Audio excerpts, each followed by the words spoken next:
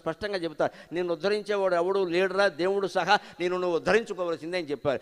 నా దైవం నచ కర్మాణి న ధనాని నబాంధవాక శరణం భవ భీతానాం స్వప్రయత్నాదృతే నృణాం అని చెప్పాడు. ఈ భవరోగానికి భయపడిన వాడిని ఉద్ధరించేవాడు దైవం కానీ కర్మలు కానీ ఏమీ స్వర్గం కానీ ఏమీ లేదు ఇక్కడ. నీ డబ్బు కానీ ఏది పనికిరాదు, నిన్ను నువ్వు ఉద్ధరించుకోవలసిందే. స్వప్రయత్నాదృతే, నీ ప్రయత్నమే కారణం. ప్రయత్నం చేయి. ఇవాళ ఏం ఆధ్యాత్మిక గ్రంథం చదివావు, ఏం అర్థం చేసుకున్నావు, ఏం అవగాహన చేసుకున్నావు, ఏం అన్వయం చేసుకున్నావు, ఏం ఆచరించావు? ఇది ఉంటే మనకి ఇంకోటితో పని ఏమిటండి? బ్రహ్మజ్ఞాన సాధనలో ఉన్నవాడు ఎలా ఉంటాడో తెలుసున, అమ్మ ఆడైనా మొగైనా ఎవడైనా వస్తే చికగ్గా ఉంటుంది వాడికి. ఎందుకు వచ్చాడు వీడు ఇప్పుడు, ఊరికే సోది ఏదో చెప్తాడు ఇక్కడ అని ఇంతసేపు ఇలాగే మొహం అదో రకంగా పెట్టి వీడు ఎప్పుడు వెళ్ళిపోతాడని చూస్తాడు. ఎందుకంటే వాడి సాధనలో వాడు ఉంటాడు. మనం ఏ రకంగా ఉన్నాం, ఎవరైనా వస్తామంటే ఇంకాసేపు కూర్చోండి, ఇంకాసేపు కూర్చోండి, ఇంకో లవకు సినిమా 2 ఇంటర్వెల్స్ వెళ్ళేవాడిని వెళ్ళనివ్వాలి. ఇంకాసేపు కూర్చోవడం ఏంటి, ఎందుకు కూర్చోవాలి, అవసరం ఏంటి? ఇవాళ కూర్చోమనేవాళ్ళు లేరండి, ఇంటికి వచ్చేవాళ్ళు ఎవరు అంతా ఇదేగా చెప్పా, చెవి దగ్గర చెప్పా. గంట గంట గంట గంట అయినా సరే గంట సేపు ఫోన్ మాట్లాడడం తల్లితోనో తండ్రితోనో, ఫ్రీ అయ్యాక మళ్ళీ చేస్తా. ఇప్పుడు చేసిందేమిటి? ఇది ఫ్రీ కాకుండానే గంట సేపు మాట్లాడితే నమశివాయ. నువ్వు ఫ్రీ అయితే 3 గంటలు మాట్లాడతావా? ఇంతసేపు చేసి ఫ్రీ అయ్యాక మళ్ళీ చేస్తానా అంటే ఇప్పుడు ఎలా ఉన్నావు, ఫ్రీ కాదా? ఫ్రీ కానప్పుడే, పనిలో ఉన్నప్పుడే గంట సేపు మాట్లాడితే ఎవరితోనైనా సరే, ఫ్రీగా ఉన్నప్పుడు ఇంకా తినేస్తాం వాళ్ళ బుర్ర, లేకపోతే మన బుర్ర మనమే తినేసుకుంటాం. దీనికి విరుగుడు ఆధ్యాత్మికత. కన్నుల నవనీత శోభ. ఆ ఆధ్యాత్మిక గ్రంథాలు చదవండి. రోజు భగవద్గీత దగ్గర పెట్టుకుని 2 శ్లోకాలు తాత్పర్యాలతో సహా చదివి మూసేయండి. ఇంకా చదవకండి, చాలు. మీకు చదవాలనిపిస్తే చదవండి, లేకపోతే లేదు. ఒక ఏడాది అయ్యేసరికి చూడండమ్మా, స్త్రీ పురుష భేదం లేకుండా, కుల మత వర్గ భేదం లేకుండా సమస్త ప్రజల ముఖాల్లో బ్రహ్మవర్చస్సు నాట్యం చేస్తుంది, బ్రహ్మవర్చస్సు నాట్యం చేస్తుంది. నన్ను నమ్మండి, నన్ను నమ్మండి. మీరు చేసి చూడండి, దాన్ని ఆచరణలో పెట్టే ప్రయత్నం చేయండి. ఇందాక చెప్పాను శ్లోకం, ఇద మధ్యమయా లబ్ధం ఇమం ప్రాప్స్యే మనోరథం. ఇగో ఈరోజు ఇంత సంపాదించా, ఈరోజు నాకు ఈ కోరిక తీరింది. ఇదమస్తి ఇదమభిమే, ఇగో నా ఇంట్లో ఎంత ఉంది, బ్యాంకులో ఎంత ఉంది, లాకర్లో ఎంత ఉంది. ఇమం ప్రాప్స్యే మనోరథం, ఇంకా ఈ కోరిక నాకు తీరాలి. ఇది వదిలేయడమే భగవద్గీత ఆచరణ. 70 ఏళ్ళు వచ్చినా 80 ఏళ్ళు వచ్చినా వదలట్లేదు. ఇంకెవరికి సేవ చేస్తాం మనం, ఎలా సేవ చేస్తాం? ఎవరిని ప్రేమించాలన్నా, ఎవరికి సేవ చేయాలన్నా నేను నాది అనేది వదిలేయాలి ఖచ్చితంగా. అందుకే కలికాలంలో ఉన్న కలుషాన్నంతా తుడిచిపెట్టేయడం కోసం బతికినంతకాలం బ్రహ్మచర్యం పాటించిన మహానుభావుడు సత్యసాయి. ఆయన ఆదర్శంగా తీసుకుందాం, ఆయన ఆదర్శంగా తీసుకుందాం. ఇక విభూతులు యోగాలు ఇవన్నీ మహిమలు దేనికయ్యా? అత్యవసరమై వేడెడు భృత్యుల ఇండ్లను విభూతి వృష్టిగా కురియున్.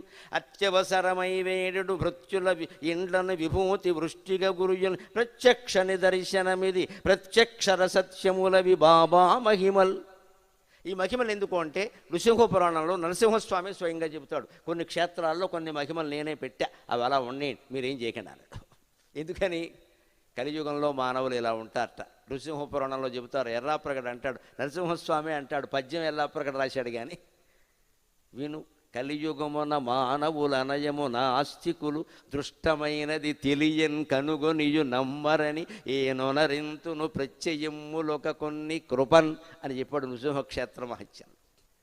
ఆయా క్షేత్రాలకి సింహాచలానికో మహిమ, అన్నవరానికో మహిమ, తిరుపతికో మహిమ, ఇవన్నీ ఎందుకు ఉంటాయి? అందులో అబద్ధమే లేదు, ఉంటాయి. అందరికీ అవ్వకపోవచ్చు, ఉంటాయి. ఎందుకు ఉంటాయి అంటే, కలియుగంలో మనుషులు ఎలాంటి వాళ్ళు అంటే, పైకి ఆస్తికత్వం ఉన్నట్టు నటిస్తారు, లోపల నాస్తికులు. వీళ్ళ భక్తి అంతా కోరికల కోసమే. భక్తి శివుడి మీద, చిత్తం చెప్పుల మీద. ఇది దొంగ నాటకాలు ఇవన్నీ. ఊరికే మేము భక్తులం ఇక ప్రదర్శన ఎక్కువ. బొట్లు ఎట్టేసి, ఓ రకరకాల వస్త్రాలు కట్టేసి, ఏవో చేసేసి. నేను కాశీ 10 సార్లు వెళ్ళానండి. ఎందుకు వెళ్ళడం? పని లేక. ఆర్టీసీ బస్సు వాళ్ళు బాగుపడ్డారు, యాత్రా స్పెషల్ వాళ్ళు బాగుపడ్డారు, నువ్వేం బాగుపడ్డావు? అక్కడ నీళ్ళు ఇక్కడ పోసా, ఎక్కడ నీళ్ళు అక్కడ పోసి, ఏం పోసావు? కొంపలు అంటించే పనులు మానలేదు ఇక్కడ, నీళ్లు పోసావు అంతే. ఇక్కడ కొంపలు అంటుకోకుండా నీళ్లు పోయి. ఈ మహిమలు ఎందుకు అంటే, నృసింహావతారం నృసింహస్వామి చెబుతాడు, కలియుగంలో మానవులు దొంగ మనుషులయ్యా, వీళ్ళకి నాస్తికత్వం చెబితే ఆస్తికత్వం లేదు.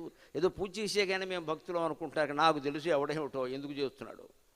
దృష్టమైనది తెలియని కనుగొని నమ్మరని. మన జీవితాన్ని మనమే పరిశీలించుకుందాం. మన ప్రమేయం లేకుండా కొన్ని అద్భుతాలు జరుగుతున్నాయి, కొన్ని అనర్థాలు కూడా జరుగుతున్నాయి. మన ప్రమేయం లేకుండా.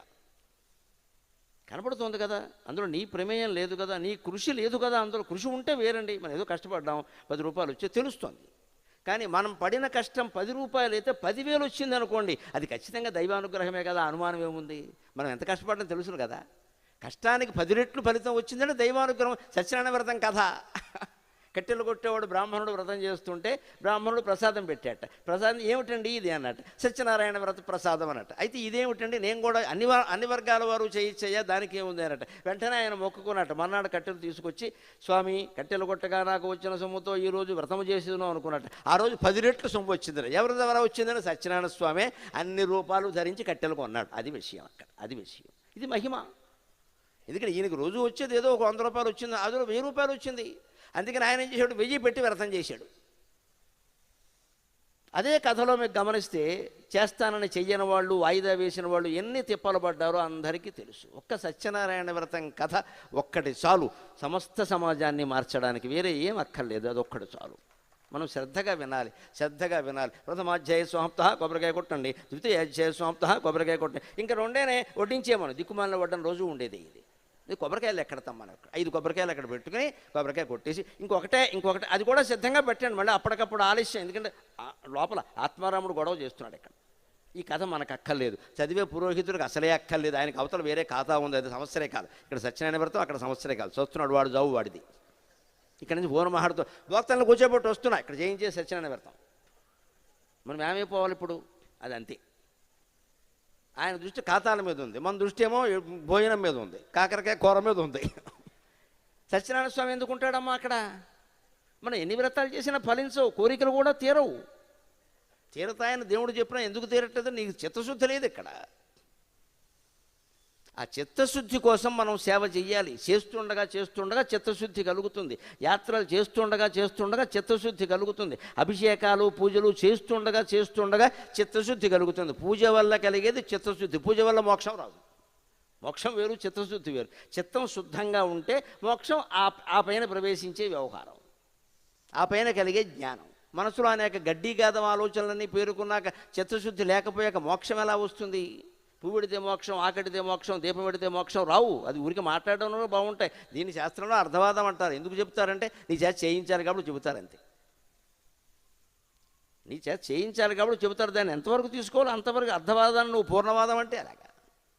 అందుకని ఆయన ఆచరణలో పెట్టి చూపించాడు మనకి ఈ విభూతి, ఈ మహిమలో. ఎందుకంటే ఎన్నో దేశాల్లో ఉండేటువంటి ఎన్నో రకాల ప్రజలను ఆకర్షించకపోతే ఈ సేవా కార్యక్రమాలు ఎలా నడుస్తాయండి, మీరు ఆలోచించండి. అటువంటి మహానుభావుడు కూడా ఆ మహిమలు ప్రదర్శించకపోతే, పైగా ప్రదర్శించడం వల్ల జరిగేది ఏమిటో తెలుసా? ఆ శక్తి తగ్గిపోతుంది. చివరిలో స్వామి ఎంత ఇబ్బంది పడ్డారో మనకు తెలుసు. ఎందుకంటే అందరూ అన్ని అవసరాలకి ఆయన కాళ్ళు పట్టుకుని పీకేశారు. సాధన చేసుకునేందుకు సమయం కూడా లేకుండా అయిపోయింది. సత్యసాయి భక్తులు ఆయన పరమపదించినప్పుడు ఎంత కలగుండు పడిపోయారో, ఎంత ఆందోళన పడిపోయాడో ఒక భక్తుడిగా నాకు కూడా తెలుసునమ్మా. ఓదార్చేవాళ్ళు లేకపోయారు. నా మటుకు నేను ఆ తర్వాత పుట్టపర్తి పెడితే వచ్చారు ఒక విదేశీ భక్తురాలు, ఒక ఆవిడ సాయి కులవంత హాల్ బయట ఒక పార్కులో ఏదో ఉంది, అక్కడ ఒక డివైడర్లో అక్కడ ఏవో 4 మొక్కలు ఉన్నాయి. ఎవ్వరూ లేని చోటు చూసుకునేవిడ ఆ ఫోటో అక్కడ పెట్టుకుని అక్కడ కూర్చొని అలా ఏడుస్తోంది పాపం. శబరి రాముణ్ణి ఎలా ఆరాధించిందో ఈ విదేశీ భక్తురాలు సత్యసాయిని అలాగే ఆరాధించింది. ఒక్క ఆవిడ, ఎవరు ఈ జనంలోకి వెళ్ళలేదు. నాకు నా స్వామికి అనుబంధం, నాకు మళ్ళీ జనం ఎందుకు ఇక్కడ అని ఎవరూ లేని చోట ఒక చోట ఉంటే ఆ మొక్క దగ్గర స్వామివారు ఫోటో పెట్టుకుని స్వామి వెళ్ళిపోయావా అని ఆవిడ భాషలో ఆవిడ బాధపడుతుంది. అటువంటి భక్తుల్ని భగవంతుడు అనుగ్రహిస్తాడు. అటువంటి భక్తుల్ని మనం భగవంతుడు అనుగ్రహిస్తాడు. శాంతి పర్వంలో విష్ణువు స్వయంగా చెబుతాడు భీష్ముడు రూపంలో, ఏకాంతిక జనంబులు నాకు ప్రియంబులగుటం చేసి అంటాడు. ఏకాంతంగా ఉండేవాళ్ళంటేనే నాకు ఇష్టం. వీలైతే సూర్యకాంతి చంద్రకాంతి పడని చోట ఉండి ఆరాధన చేయి నీకు దమ్ముంటే అంటాడు. సరిగ్గా గమనించండి, మన గర్భగుడి అంతే. హిందూ దేవాలయాల గొప్పది. మన గర్భగుడి అంతే. సూర్యకాంతి ఉండదు, చంద్రకాంతి ఉండదు. గర్భగుడిలో ఫ్యాన్లు ఏసీలు పెట్టేయకూడదు, దేవాలయం పాడైపోతుంది. అది పద్ధతి కాదు. ఏం చేయాలో చేసి బయటకు వచ్చి ఇవాళ మనం అందరం గర్భగుడిలోకి వెళ్ళిపోవడం, దేవుడికి మసాజ్ చేస్తున్నారు. శివలింగానికి అయితే మసాజే. ఎందుకంటే ముట్టుకుంటే పుణ్యం అని ఒకటి పెట్టారు. మొత్తం శివలింగాలన్నీ 3 అడుగుల లింగాలు 3 అంగుళాలు అయ్యాయి. నమశివాయ. చచ్చిపోతున్నాడు శివుడు, ఇప్పుడు నన్ను ముట్టుకోకంటారు బాబు అని. చివరికి పార్వతీదేవి వచ్చి చూస్తే మా ఆయనేనా అని కంగారు పడిపోతుంది ఆవిడ. వెనకింత ఉండేవాడు ఇవాళ ఇంత అయిపోయాడు పాపం. పామేసి తోమేసి దేవుడు మన గుండెల్లో ఉన్నాడంటే అర్థం కాదు. ఆ గుండెల్లో ఉన్న దేవుణ్ణి అర్థం చేయించేదే ప్రేమ, అదే సేవ.